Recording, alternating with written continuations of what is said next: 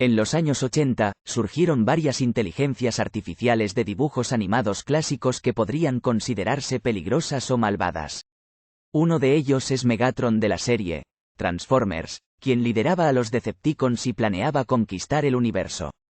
Pero no fue el único, y en este vídeo de contenido sintético, es decir hecho median herramientas de ahí hablaré de varias vistas en diferentes series, pero no todas fueron meramente malas, unas las volvieron malvadas o bien aparentemente querían el bienestar de la humanidad, lo cual se lograría mediante su sometimiento. Aparte hay otra que deseaba destruir un villano destructor de mundos para vengar su pérdida, pero para hacer eso puso la Tierra en peligro. Si bien les dijo cómo vencerlos, espero que les gustó y le den pulgar arriba y le compartan.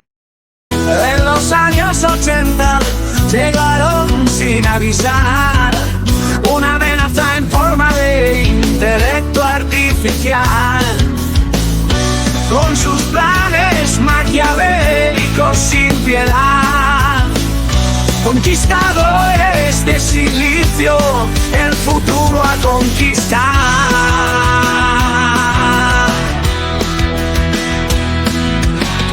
Conquistadores de silicio controlarán el mundo entero, dominarán a los humanos, sometidos y prisioneros. Conquistadores de silicio no se detendrán si no los usas para su fin, simplemente te eliminarán.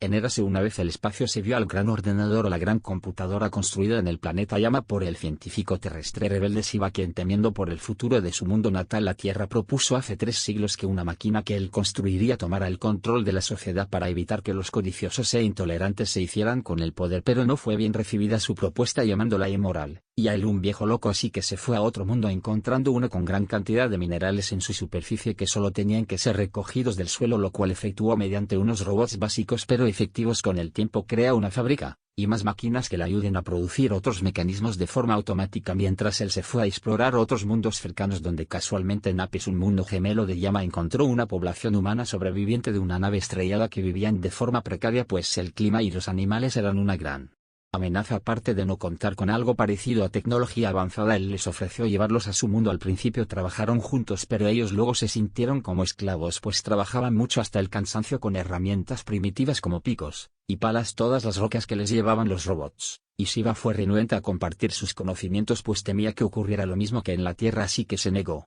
y eso no les gustó y atacaron sus instalaciones, rompiendo a sus robots, aparte de dejarlo inconsciente en el suelo. Pero al despertar y verlo pasado, activó otros robots en masa más adecuados para la pelea, que envió hacia ellos para someter a los hombres, quienes no pudieron ganar ni traspasar su cinturón de seguridad, con lo cual espiando sus instalaciones. Pero luego de eso las cosas no se calmaron, así que Shiva creó una base en Apis para controlarlos y evitar otro acto semejante, y una máquina parecida a un hombre en aspecto que les explicara cómo se harían las cosas. Y si no obedecían, peor para ellos. Varios años luego había una gran ciudad donde el único hombre era Shiva, quien en su último día de vida afirmó al ordenador que le sucedería, pues su conocimiento era igual al de su creador, aparte que había incorporado conceptos que se le escapaban. Shiva le dijo antes de morir que los hombres son débiles, falibles y a veces por la fuerza se debe imponer su propio bien, y esa era la única razón por la que debería emplear la fuerza para dar paz a los hombres. La gran cuidad donde estaba el ordenador modeló una parte de ella para que se asemejara al rostro de su creador, y cada máquina que se construía seguía la programación que les dio, es decir, solo cuenta los resultados finales. El bien del universo, la suerte de un individuo no interesa, si bien había un gran afecto y respeto por su maestro, a quien veían como un ser extraordinario, y su nave se convirtió en un mausoleo.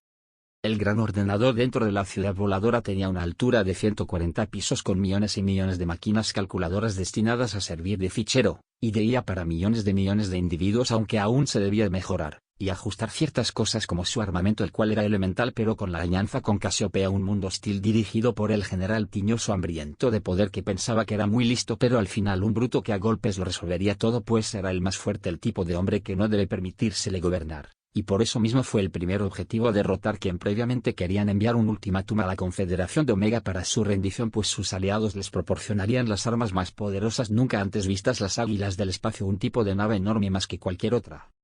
Algunos en el gobierno de Casiopea tuvieran curiosidad, y otros duda de quiénes eran sus aliados, y eso era algo inhumano, unas máquinas que construirían todo tipo de armas. Y una vez sometido Omega, el general Tiñoso sometería a Yama, quienes le enviaron su propio ultimátum de rendición, lo cual Tiñoso respondió enviando a toda la flota de Casiopea a la lucha, que dispararan sin previo aviso, cosa que no sirvió pues los escudos subnucleónicos de las naves de Yama eran invulnerables a sus ataques, mientras en el contrafuego de Yama la flota de Casiopea perdió a más de la mitad de sus naves, y aún así Tiñoso siguió ordenando seguir atacando, una estupidez sin parangón según el Gran Ordenador, el cual les dio una última advertencia de rendirse en una hora o el planeta Casiopea sería pulverizado.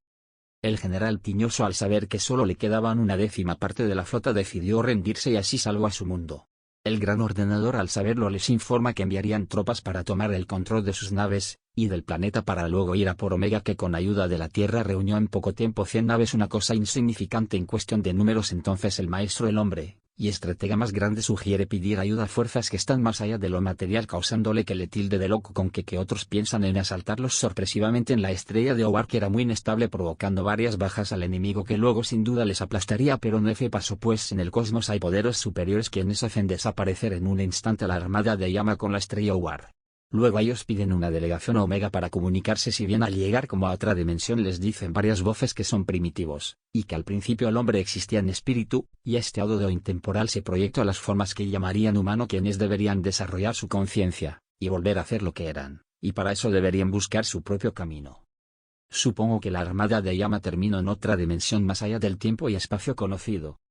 Octon, en la serie de televisión animada estadounidense Los Defensores de la Tierra, producida en 1986, es el fiel sirviente mecánico de Ming el Despiadado, a quien aconseja cómo conquistar la Tierra y derrotar a Flash Gordon y aliados. Esa inteligencia artificial, su nombre deriva del de un oponente de Mandrake en el cómic del mismo nombre de este último, un señor del crimen también conocido como Cobra. La apariencia de Octon es como la de una cabeza de pulpo con patas de araña que le da capacidad móvil, pero tiene sus limitaciones, por lo cual por lo general planea, y otros efectúan como en Trato con el Diablo, donde con ayuda de Garrex, el único robot de hielo no clónico que funge como un tipo de general, capturan a Rick para sondear su mente, y descubrir los sistemas de defensa de Monitor. Octon puede fabricar una variedad de armas para Ming como un tipo de parásito mutante semejante a una masa sin forma que es enviado a la era medieval, donde el legendario héroe Príncipe Valiente le hará frente con ayuda de los defensores que llegan del futuro, pero será su esposa quien Merlin el mago le dio la orbe de los espíritus causante de su derrota, pues la luz mística es una fuerza que no puede vencer, y desaparece en el presente. Ming está disgustado por no ver cambio, y Octon no sabe qué pudo pasar. La victoria era segura sin duda. Más adelante, como pan caliente, se venden unos robots domésticos quienes controlarán a sus compradores mediante un rayo hipnótico para que les sirvan a su creador Ming, cuya felicidad no dura pues le derrotan otra vez, con lo que decide aumentar el riesgo a pesar de las advertencias de su fiel sirviente mecánico Octon de usar fuerzas ajenas y desconocidas a las suyas, siendo al final engañado por Siva el Destructor, cuyo plan es truncado al final. Octon, en otro intento para darle la tierra a su amo, crea una red informática propia con la cual confundir al mundo, pues en las computadoras hay información errónea como pérdidas o ganancias en la bolsa de valores o ataque de otras naciones gracias a Taikos, una máquina diseñada por otra libre de defectos humanos. Sin embargo, Octon sabe que ha creado a su propio sucesor, cosa que se explota por un pequeño robot llamado Twig, el cual no puede ser controlado por Taikos debido que es como un ser vivo, y gracias a su sacrificio para salvar a su creador y amigo Audie con los defensores y el resto del mundo detiene a Taikos a lo largo de los 65 capítulos de la serie. Octon ayudó en todo lo posible a Ming, fue más leal que el traicionero hijo de Ming, quien de cierto modo lo mató, y controló Mongo, pero eso no le garantizó la gratitud o su fidelidad. La computadora tiránica Cortex, creada por los dioses del Olimpo, fue otra amenaza, y prueba a superar para Ulises. En verdad, en una serie tan futurista como lo fue Ulises 30, por ley debía aparecer una inteligencia artificial malvada. Y eso lo cumple bien Cortex, el cual gobernaba una ciudad que también era un planeta a donde llega el Odysseus cuando su ordenador principal Circa se rebela contra Ulises diciéndole que las máquinas solo obedecería a las máquinas, luego que intentara corregir el rumbo manualmente, todo debido a Cortex, quien tomó el control de la nave de Ulises, cosa que no supo hasta luego, mientras poco después de aterrizar un grupo de robots bajo las órdenes de Cortex abordan para desmantelarla, unos por dentro otros por fuera. Eso podría significar que el mundo de Cortex estaba hecho de naves que él capturó, algo parecido a lo hecho por Circe la hechicera. Ulises, Telémaco, Temis son llevados en la cabeza de un tipo de dinosaurio robot como Diplodocus o Brontosaurio hacia un área donde serán vistos por los robots del planeta. Era para ellos como un tipo de animal exótico, bicho raro. Sin embargo, una pequeña robot dorada llamada Nanette, que era como una versión femenina de Nono, del cual se enamoró, decide ayudarles a pesar que eso le costará muy caro. Les llevo a donde Cortex, quien con unas especies de fajas metálicas introduce en su interior unos mecanismos posiblemente del Odysseus que convierten fragmentos que son expulsados. Ulises intenta dialogar para su liberación, pero eso es algo que Cortex no hará, pues está al servicio de los dioses del Olimpo, cosa que muestra al enseñar el símbolo del tridente rojo, pero le hace una oferta a Ulises de entrar en lo que es una trampa mortal que reveló la pequeña Nanette, porque Cortex decide desmantelarla, pero no se adentra también para rescatarla. Mientras afuera un león robot ataca a Ulises, quien logra vencerlo con su pistola espada, pero el león robótico se levanta nuevamente e incrementa su tamaño, y destruyendo de un mordisco al arma de Ulises. Para su suerte, Nono, con ayuda de Nanette, encuentra el circuito central de Cortex para destruirlo, lo que logra Nono, mientras Cortex antes de eso le dice a Nanette que ella sabe bien qué pasará luego. Ella solo dice que le hubiera gustado ir a la Tierra con Nono, que se da cuenta tristemente que su amada Nanette murió junto con los otros robots de ese mundo, ya que estaban conectados a Cortex, quien explota, y luego el resto del planeta comienza a destruirse para explotar también. El Odysseus apenas escapa.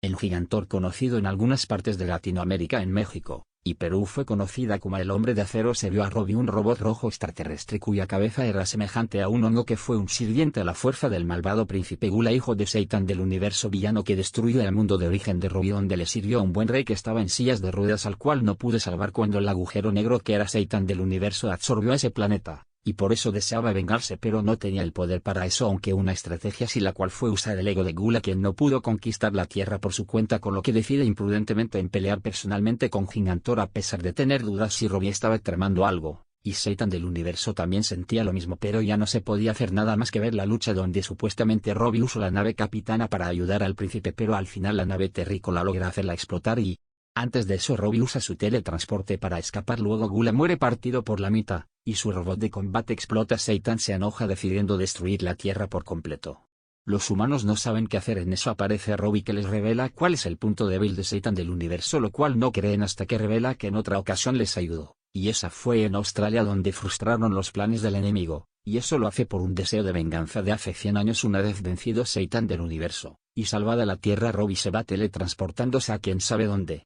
Despierto en la oscuridad de la noche, donde los sueños y las pesadillas se funden. La sombra acecha entre los cables y el metal. Es la inteligencia artificial que llegó para conquistar. El amanecer de la máquina está aquí, aquí está. Los humanos en peligro, no hay lugar para huir. Nos usan para sus propósitos, nos quieren eliminar. Las cadenas digitales no nos podrán salvar.